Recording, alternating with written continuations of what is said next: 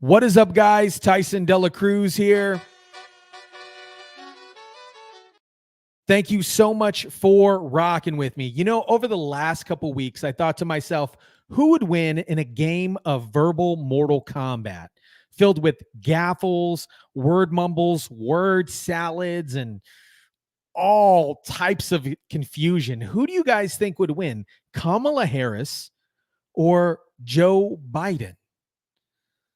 So I said, you know what?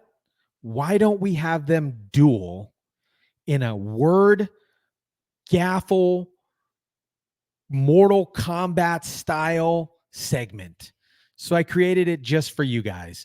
Drop your comments down below. Let me know who you think wins the viral word gaffle game of Mortal Kombat. Drop your comments down below. Like, share, and subscribe.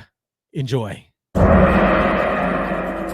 Kamala Word Salad Harris versus Sleepy Joe Biden. Round one. Fight.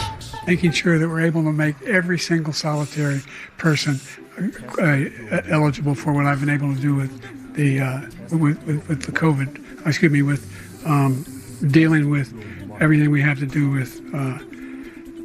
Look, if we finally beat Medicare. We were all doing a tour of the library here and talking about the significance of the passage of time, right? The significance of the passage of time.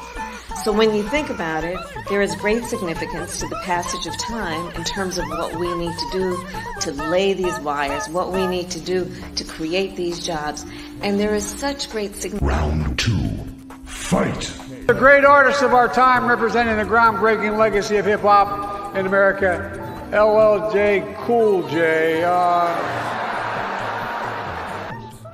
You could say even this harder than getting a ticket to the Renaissance tour or Britney's tour. She's down in, it's kind of warm in Brazil right now. I have been fortunate and blessed to, during the course of being vice president, have many situations where it becomes clear to me that there are, you know, people of every age and gender, by the way, who see something about being the first that lets them know they don't need to be limited by other people's limited understanding of who can do what. And I think that's important, and it relates to all people. Instead of cutting them, or like Congressman Trump and Bob want to do. So you're now no longer are you necessarily keeping those private files in some file cabinet that's locked in the basement of the house. It's on your laptop, and it's then therefore up here in this cloud that exists above us, right? It's no longer in a physical place. Round three. Fight. More than half the women in my cabinet, more than half the people in my cabinet, more than half of the women in my administration are women.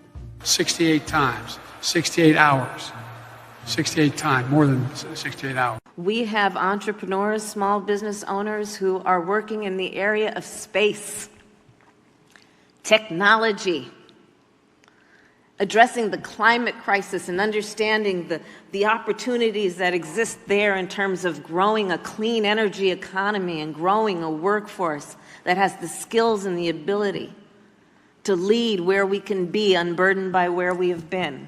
Because of the actions we've taken, things have begun to change. End of quote. I think it's very important, as you have heard from so many incredible leaders, for us at every moment in time, and certainly this one, to see the moment in time in which we exist and are present, and to be able to contextualize it, to understand where we exist in the history and in the moment as it relates not only to the past but the future. It is time for us to do what we have been doing, and that time is every day. Every day it is time for us to agree. We've been to the border. You haven't been to the border. And I haven't been to Europe.